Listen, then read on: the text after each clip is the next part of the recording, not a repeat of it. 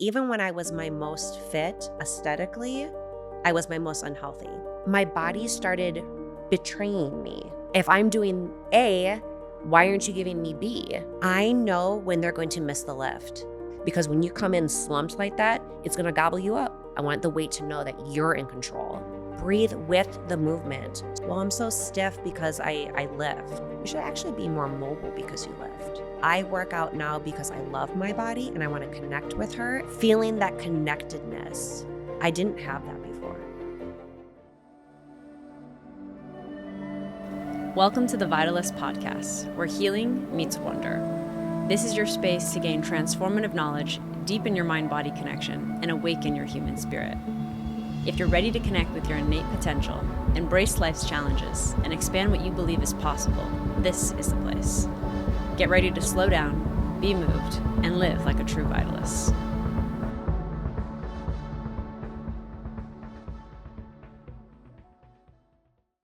What was the moment you realized that working out wasn't just physical? I solely got into fitness for aesthetics. I wanted to look like I was flexing when I wasn't. So when I first wanted to start working out, I was still living in Chicago. So I was still probably like 16, 17 years old. I went to Lifetime Fitness with one of my best friends. We were in the locker room and I was like, I want to look like I'm flexing when I'm not. And I was on a Taco Bell diet at that time. Like ate candy every day. And again, there's nothing wrong with that, but I knew nothing about fitness. I didn't know what that meant to even look like I was flexing when I wasn't. But I just knew that I wanted to feel comfortable and confident in my body because I was always wearing oversized hoodies and I just never felt confident in my body. I always knew that, or people would compliment me on, having like a pretty face, but I would always hide under baggy clothes because I just never felt confident in my body at all, like as long as I can remember. And we go to the gym. So we get Taco Bell on the way there, go to the gym, realize that we don't know how to use any of the machines, get so flustered, end up going to the hot tub, falling asleep in the hot tub, leaving and getting ice cream. And we're like, you know what? That was a great first session. Like, we could do this. The gym is fine. And then I got into fitness for aesthetics. And over the years, it has evolved into, because even when I was my most fit aesthetically, I was my most unhealthy. So, and then looking back at like the crazy protocols I used to do for like photo shoots, and it was just so nice waking up this morning and just being me and just getting ready and eating the foods I would eat anyway, instead of crash dieting for weeks for a photo shoot or for an event that you had to be, perfectly shredded for, and having your self-worth attached to, your leanness, which is so not how I view things, but didn't realize that I did at that time. And just falling in love with your body. Like, I work out now because I love my body and I want to connect with her and I want to spend time with her, and I love feeling good, and I love just feeling that connectedness. And I didn't have that before at all. It was, this is what the protocol is. I have to be better. If I'm not progressing, I'm regressing. So why even show up if I'm not doing better? And I was just so hard on myself. And again, you're disassociating with the loud headphones. And now it's like, I'm so excited to just go move my body and just feel what she's feeling. And like, I love talking to her and being like, let me help you. Like, I feel like you're a little stuck right there. Like, let me help you. Let's move this. Or I can tell we're tight today. Or sometimes I come in to lift and immediately, no, you know what? We're doing mobility today. And it's taken me a long time to get there. Like, when do you force and when do you flow? And what was the catalyst for you? Did you read a book? Did you listen to someone speak? Did you have a mentor? So with that, it was actually my health, because I was part of the bodybuilding industry and was so much in my masculine energy. I actually had a lot of health issues, and it didn't put it together until about a year and a half ago. I was speaking with a client about just different health conditions, like things that she was experiencing. And it literally hit me like a lightning bolt. I was like, oh my gosh, I have dorsal vagal shutdown.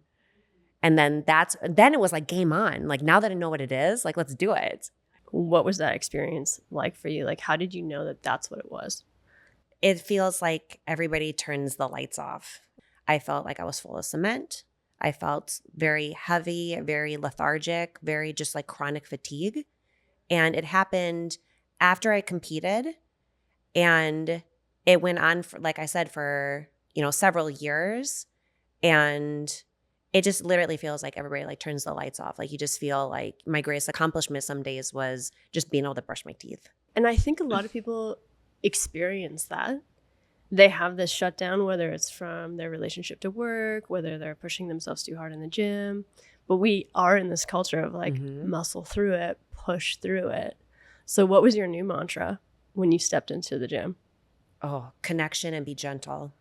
And then that changed how you worked out in the gym? Very much so. Okay, tell me more. So I've always been super methodical. I'm very laser focused when I train.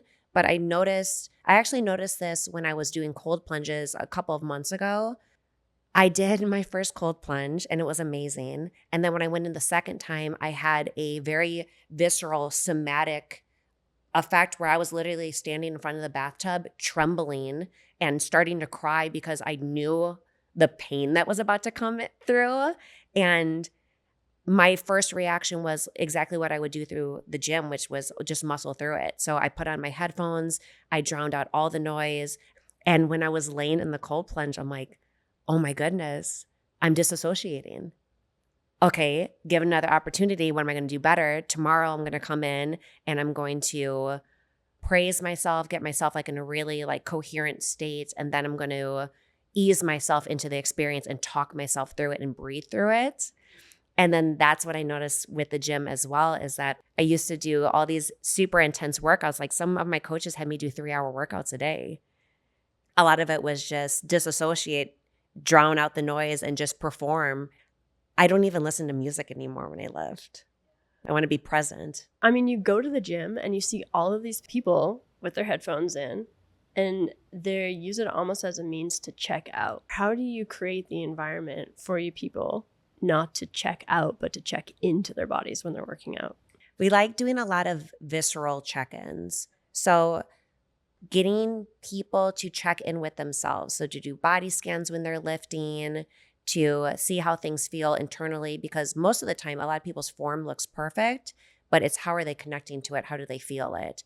What is it that you are having them look at to know if they're ready for a push day or a relaxation day in the gym? So I think it's a little bit of a few different things, because a lot of times clients will immediately go to their devices and be like, well, I didn't sleep well, and my ring or my watch said that, my recovery is this. And it's like, okay, but how do you feel? Like, how did you sleep? Did you feel rested when you woke up? How was your workload today? Do you feel restored? Do you feel repaired? How is your outlook on life? I think that's a big one. Like, are you in a very uplifted mood today? Because that to me would be a push day. If someone has a hard time connecting to their body, where should they start? I think getting them in touch with what their muscles feel like. Because I don't think a lot of people spend time thinking about how things feel in their body. Let's say we're doing a lateral raise with the dumbbells. Don't raise it with your hands, raise it with your shoulders. And then, doing a gentle touch if we have permission to, and getting them to identify oh, I'm just, lifting the weight versus, oh, I'm actually connecting and pulling with my muscle. And then when the light bulb goes off, oh, delicious. How do you work with the nervous system in a training capacity? One thing I noticed that I've always done, but just put it together not too long ago, is that I'm always reading clients the second they walk through the door. So my body's tuning into their body. So I'm always paying attention to, do they look like they had a stressful day? Do they look like they're high energy? Do they look more restorative today? And then that usually allows me to know, okay, today's a push day, or today is, hey, you know what? Let's be gentle. Let's just focus on releasing endorphins and just feeling really good. and then having that conversation with them too. What do you think the difference is between training and working out? I think working out is movement, maybe with the intention of burning calories, whereas training to me is very intentional. So, logging your workouts, logging your weight. We have an app where we track everything. But it is amazing to me how many people I interact with, whether it's like a consultation or just through friends. Most people don't track their workouts. Or people have worked with trainers for 10, 15 years. And then this happened a lot when I was bartending. And you'd be like, oh, like, how much do you squat? What do you lift? And they're like, oh, I don't know. My trainer puts it on for me. And that was like a really eye-opening experience for me of, oh my goodness, if I was ever a trainer, if I was ever a coach, I would want to empower them so that they knew what to do. Like I fell in love with fitness so hard, so fast that I try to treat our business the way that I fell in love with fitness. So, hey, these are all the tools that I've used over the last 2 decades. Please take them. I want you to be here because you want to be here, not because you have to be here.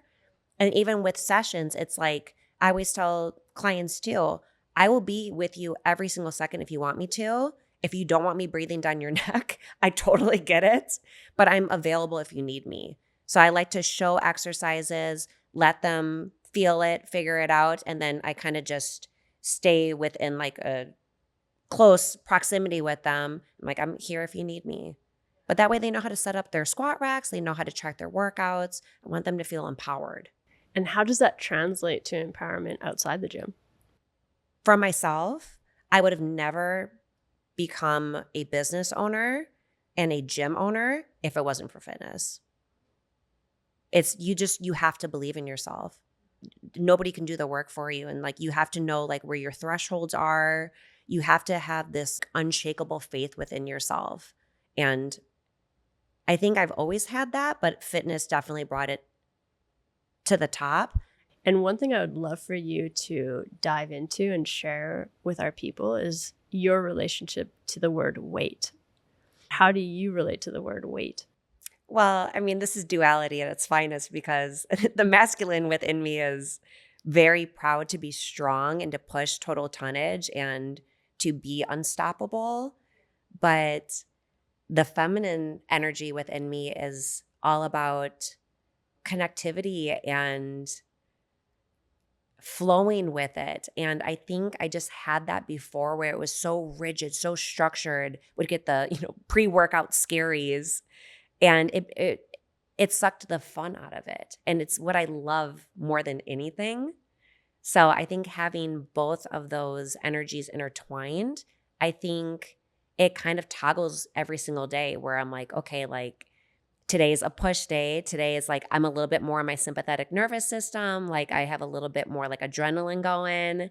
And then to recognize now, okay, it's a parasympathetic day. Like maybe today is a deep core day. Maybe today's a more gentle, intuitive, lighten the load. Don't worry about your previous stats and just kind of flowing and ebbing and flowing between the two. Whereas before it was always that masculine energy of override. Who cares what you feel? Just perform. And that got me in a really sticky situation. So now it's, okay, like tuning in. Okay, how do I feel? Okay, now let me perform based off of that. And like we've discussed too, you can hold a 2-pound dumbbell in the right spot and it will feel like 500. So weight is always relative. And I think you really encourage people to become one with the weight. I think it's just a really good opportunity to tune in with the body. Because even with myself, like I always thought I was really connected to my body. And it was my first Dr. Joe Dispenza event where, we don't have any cell phones. You're disconnected from everything. And I remember laying on the ground because it was the end of a meditation and you allow your nervous system to like settle in and like, help your body. And I remember thinking, I have never listened to my body before. I have always overrode it. I always thought that I was listening, but I never was. And I was like, I promise I will listen to you now. How can you tell the difference between your mind voice and your body voice? Well, It's thinking versus feeling. And, a girlfriend of mine asked me, we were talking about nervous system regulation last year, and she asked me a question, and my response was I intellectualized it. And she called me out so hard. She's like, that's not what I asked you. I asked how it felt. And I was like, well, I don't know. And then that's when I realized, oh my goodness, because of the dorsal vagal shutdown, I don't know how to feel. Like, I'm completely numb. I'm highly aware and highly in tune, but I intellectualize everything. So the last year and a half has been me learning how to feel again. And then sometimes too, it happens where I'm like, okay, like, what is this sensation? Okay, where do I feel it? And then sitting and thinking and identifying like, oh, that's peace. Or, ooh, that's frustration. So I think the difference between the two is thinking is all in the mind and feeling's all in the body. And we catch this in people's language in the studio all the time. We'll ask a question and they'll say, I think, da da da da, versus I feel. When you have them reflect on I feel, there's a pause to go inward and take that moment to really tune into what sensations are present in your body and becoming aware and being able to identify them and articulate them. So I think for what we do in the gym too is asking a lot of questions about feeling and then having them tune in and then kind of helping them refine and understand what they're feeling. Because I think seldom do people like really stop and think about what they're feeling. And that's going to be expressed through the movements. Mm-hmm. I'm sure you can watch how someone moves in the gym and you have a pretty good sense of what they're feeling. Absolutely. I know when they're going to miss the lift. From the second they take the bar off, because usually it will happen like in a squat or an overhead press, like a bigger movement, even a bench press. I know based off of their energy, how they go into it, and that first unrack off the J cup, whether or not they're going to get it. Yes. And then I have one dear, dear friend that trains with us, and she is so good at identifying. So as soon as, like, let's say she missed a lift and she like eats it on the squat, I'll like come up and like, put my hand on her shoulder and she'd be like, I lost it before I even started. And like, she's just so aware. And you're like, yep. You can tell by their breathing. You can tell by their posture, their energy. You can just tell their essence. So what would you say to the woman who's stepping up to the squat rack to do a heavy squat? How do you prep your mind and your body for a lift that's beyond that capacity where you're really stretching that bandwidth? Self-talk is everything. I always say the body follows the mind. So walking into a lift and having whatever your personal mantra is, like if someone's going in for chin-ups, I always say like, say the number, like I'm getting 12, and keep repeating 12, 12, because your body will follow you.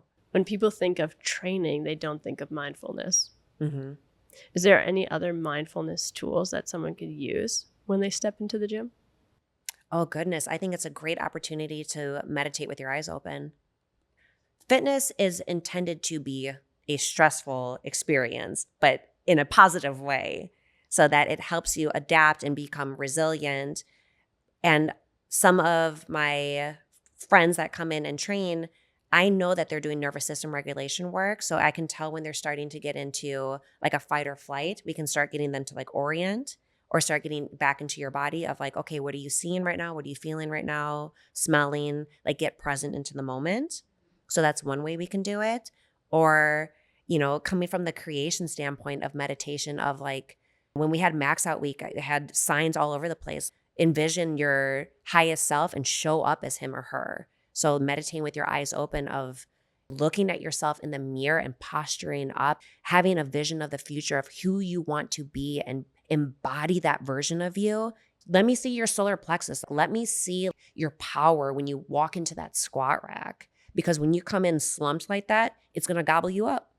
It's going to eat you right up. But when you walk in with authority, or if someone misses a lift and they come down and, let's say their arm gives out on a bench press or whatever it is, I always say, okay, we're going to go back in. We're going to do one more because I want you to leave with authority. I want the weight to know that you're in control.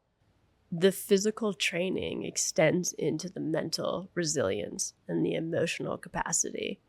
And you're able to withstand and hold literally so much more.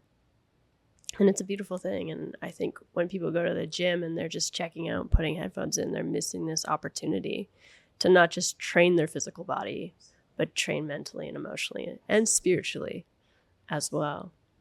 One thing I think you do very beautifully as well is we are working to isolate muscles.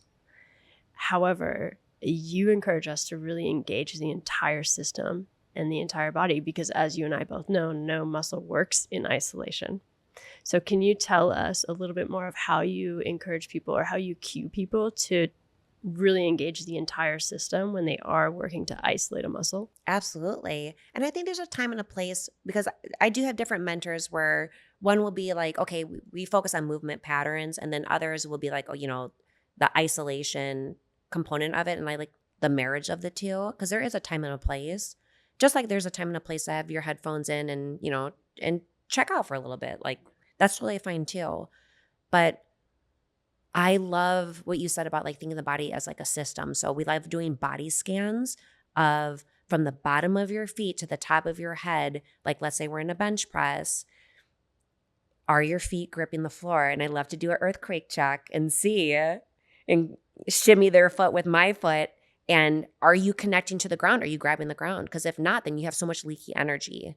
So then getting them literally from the bottom of their feet, then we go to their shins, their knees, start scanning all the way up and get everything working in harmony in unison and just creating this like magnetic, like kinetic energy within the body and just like all firing at once. Like it's just this like beautiful like orchestra. And you're so much stronger. You're so much stronger. Yes. When I was at your gym, Dennis had come over and cued me. I was doing a bench press. Yes. And he cued me to engage my feet and my glutes. And suddenly, my bench press, the experience of it completely transformed because I was engaging my entire body and not just relying on, let's say, just my chest to push that way up. Yes. I was channeling all the kinetic energy in my system. And I think that's where the breath comes in a lot too, because I remember when I first started lifting, I'm like, I can't breathe and lift at the same time. Like I can't do both. And I see it with clients that we're talking about nervous system regulation. I can tell when they are resistant and constricting and their breath gets shallow and it gets into their chest and they lose all their strength. And it's like, okay, breathe with the movement. So when you're pressing up, that's your exhalation. You have 3 seconds on the way down. That's your inhalation. Start like getting a rhythmic pattern going, and then that will help your lift too. So getting everything stacked and in harmony, and then getting the breath to come in. Ooh, master your breath, master your lift. That's so true. You go beyond that capacity. It's an initial primitive reflex to hold your breath. Do you think breathing is different if you're doing a pushing movement versus a pulling movement? It's always when you're exerting the most energy, but allowing people to understand like when that is in the movement because they would be opposites of each other. So when someone's pushing, they would be exhaling versus when they're pulling in, they'd be exhaling. And do you have any great cues to pull people's breath into the diaphragm? Not necessarily pull it into the diaphragm, but teaching 360 breathing. So teaching, first of all, just where people should breathe and where the diaphragm is.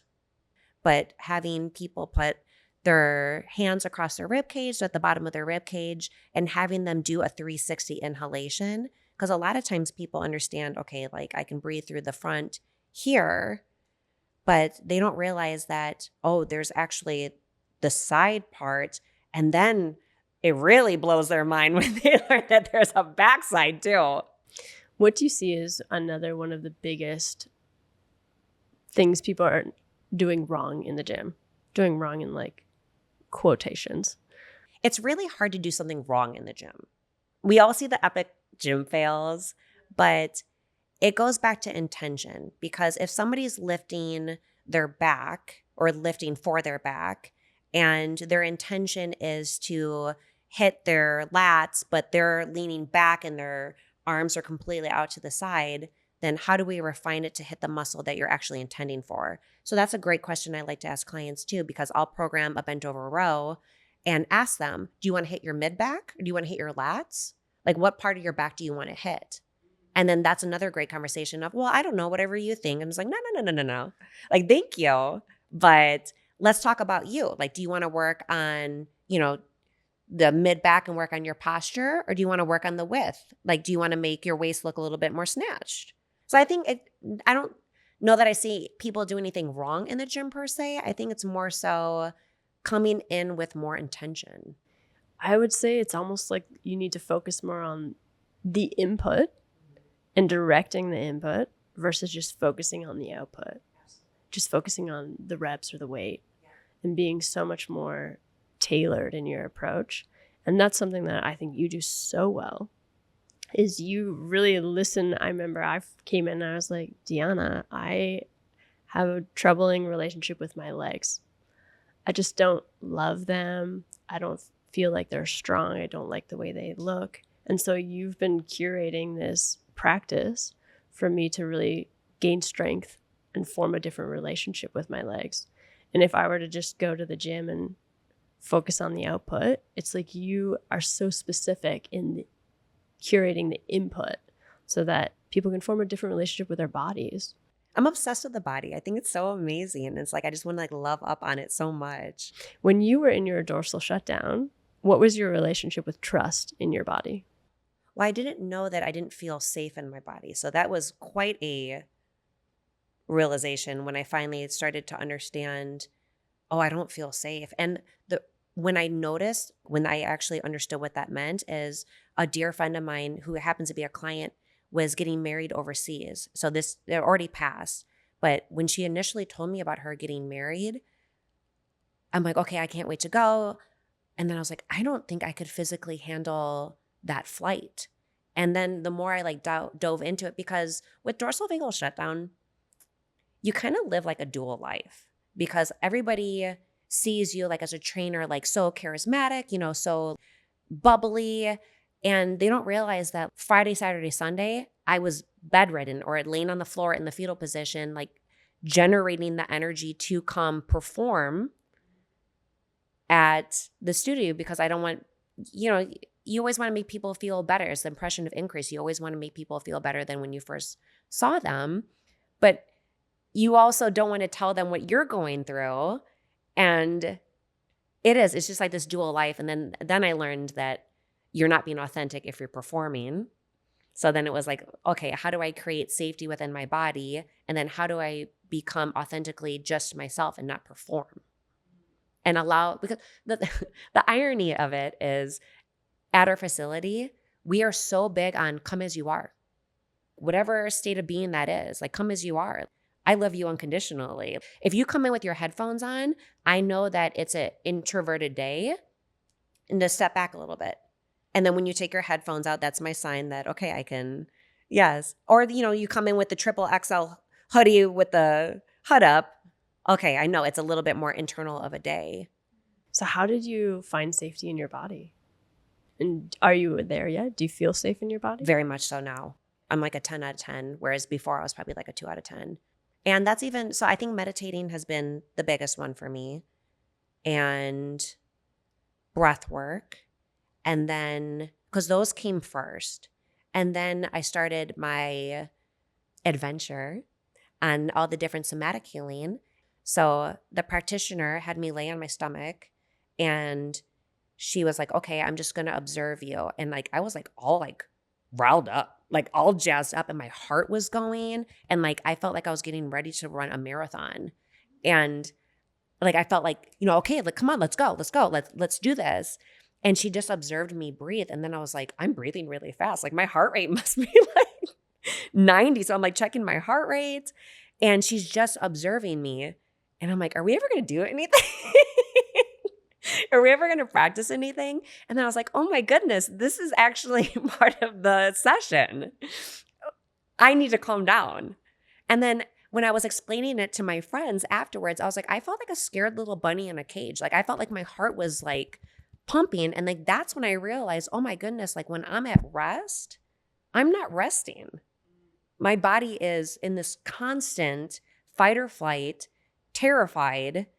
And that's how I ended up finding you ladies, is I'm like, I love doing the work on my own, but like I need help. Like I need people that can help me like do this.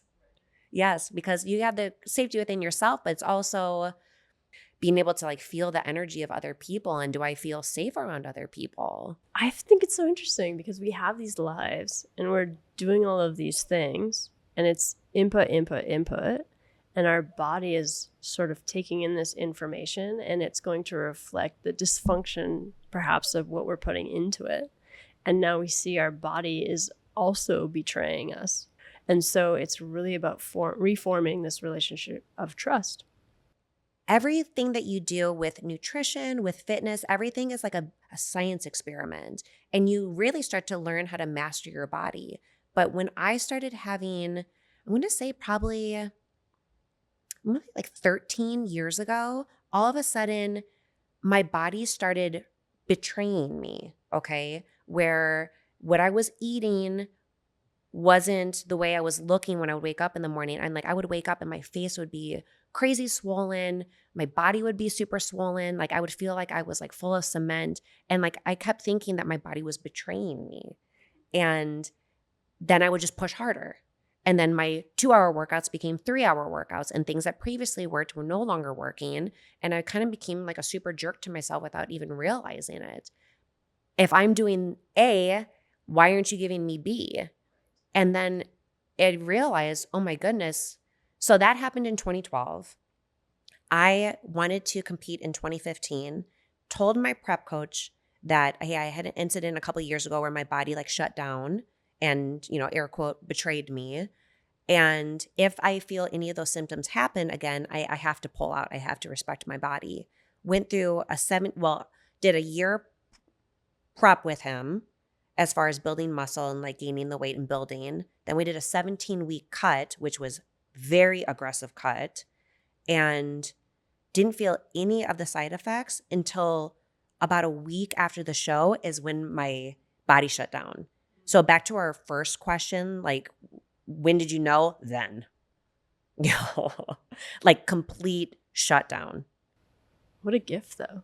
Such an greatest gift of my life. Greatest gift of my life. And that goes back to one of my favorite Dr. Joe quotes is, what if one of the worst things that happens to you ends up being the best thing that ever happens to you? Because otherwise I would never have changed. I would have stayed on this linear progression of, that's why I got into program design, is because all of my coaches had the old school bodybuilding mentality. So it went from 1-hour workouts to 2-hour workouts. Then in show prep, it was 3-hour workouts. He started me with, oh goodness, probably 500 lunges every single workout. So it's like I just had all this volume accumulating and could no longer progress. And I was like, there has to be a smarter way to go about this. And then that's when I learned program design. Well, let's talk about that, because you mentioned everyone's sort of science experiment. Mm-hmm. So there are potentially these laws when it comes to working with the body, but how much of it needs to be individualized for the human being? Ooh, as far as the physical aspect of it, I'm going to say nutrition is 100% custom to every single person. Fitness with weightlifting, I think, is a little bit easier to navigate, where you can have, like, I can have a macro workout plan, and then I call them love letters. I think it's very fun to do customizations and to do progressions or regressions of an exercise. So what would you say to the woman who does work out 3 times a week, let's say, and they aren't seeing the physical changes show up in the body? Are you tracking your workouts? Are you ensuring that you're getting progressive overload? What do you mean by progressive overload? So progressive overload shows up different ways, but usually it's most commonly known for, are you increasing weight each time, or are you increasing reps each time? How do you know to increase the weight and do less reps, or to keep the weight and do more reps? So I think it would depend on their programming. But if we're doing 10 reps and we're doing 3 sets and they can do all 3 sets with perfect form, then I think that would be their passageway into graduating into adding more weight. And see, here's the here's the fine line though, because like, let's use the squat as an example. Depth, in my opinion, comes first. So someone should learn how to squat all the way down for their body, whatever that may be. I'd always try to get clients past parallel if they can. If they can't, we never force it. We always work with the body. Then I think you're given the opportunity to add weight, because a lot of times people add weight, whether it's 2.5 per side, and all of a sudden they lose 50% of their range of motion. So I think being able to identify, can I keep good form and maintain all of my range of motion? I think that would kind of be their check-in. If you could do only one movement, what movement would it be? I'm going to say deadlift. Why? Because it's the king of all exercises, in my opinion. Okay. Because it literally works everything. Everything. From head to toe. From head to toe, from the bottom of your feet to the top of your head, and Back everything to in front. between. Okay, what are your thoughts on people using weighted vests and ankle weights when they're doing movement? Oh, no. I'm not a personal fan. And I don't have any scientific evidence or anything to back up. To me, just let walking be walking. Like, I think just getting people to walk in the first place is a huge feat. And I mean, I will say this though, if it brings them enjoyment and brings them happiness and they feel satisfied and fulfilled from doing it, absolutely do it. I don't think I personally would do it. What would you say is your recovery protocol after a new program? Well, especially with the lower body, I always ask them, please don't go home and just sit. Please walk. Please walk on the treadmill for 10, 15 minutes after. Go walk your dog. Please just don't go sit right away. What do you think creates immobility in the body? Oh, well, especially with fitness, one thing that's very interesting to me that when people say, well, I'm so stiff because I lift. I'm like, you should actually be more mobile because you lift. So that to me, if someone's stiff from lifting, means that they're not going full range of motion. And that should probably be their first priority. And or they're going too heavy for where their mobility is. But if someone's going full range of motion, especially like on something like a squat, like everybody calls me Gumby because I'm extremely mobile and flexible because I love it. But I only lift full range of motion. And there are a place and a time for partial range of motion. But if you're really optimizing it, you should actually be really mobile. I feel like sometimes when I lift, I feel a little bit more compact. And that's what I'm trying to do too within our programming. I try to see how much I can get away with, but I started incorporating fascia training within the protocol. How does fascial training, how is it different than other types of training? My personal belief is you would want to intertwine fascia training with weight training. I don't think that one is better than the other. I think they work very synergistically with each other. But let's say I know from like a program design standpoint, okay, this is where I could put abdominal work. I put in anterior oblique sling work, which to most people just looks like lifting.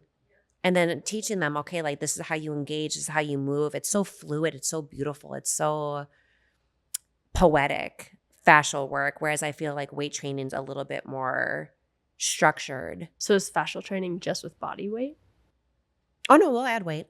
We can, but usually we start with just body weight so that they can feel, because a lot of it is, if they're like in a staggered stance, for them to be able to feel like, oh, I'm really tight on my inner thighs.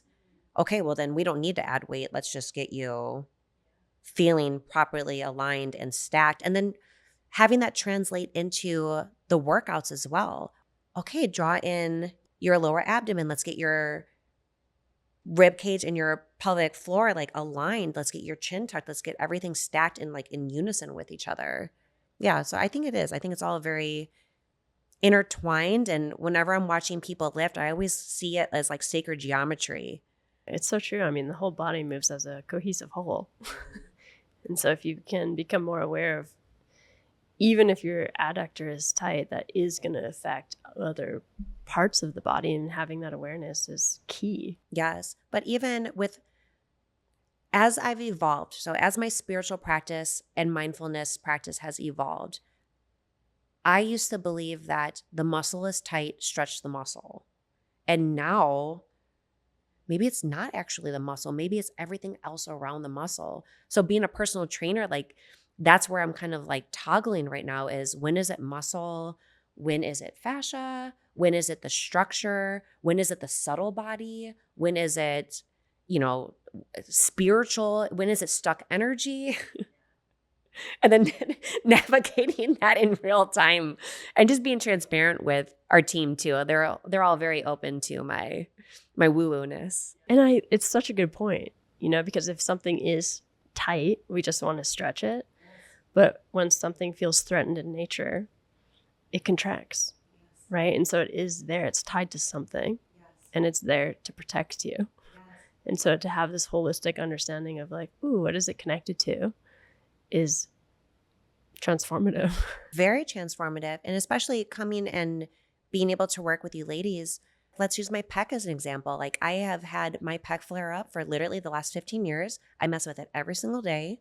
And then you'll come by and you'll release a tension pattern, within my neck or wherever it may be. And then all of a sudden my shoulder drops 3 inches. And I'm like, I've been stretching that thing literally every day. And it just released. It's like, it expands your mind.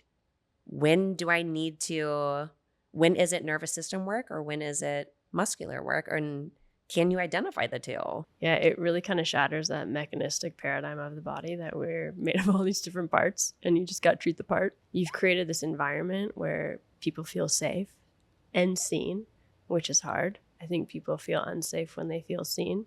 But you've created this beautiful space for people to show up and experience really like what their body is capable of, which is so much more than a lot of people initially think.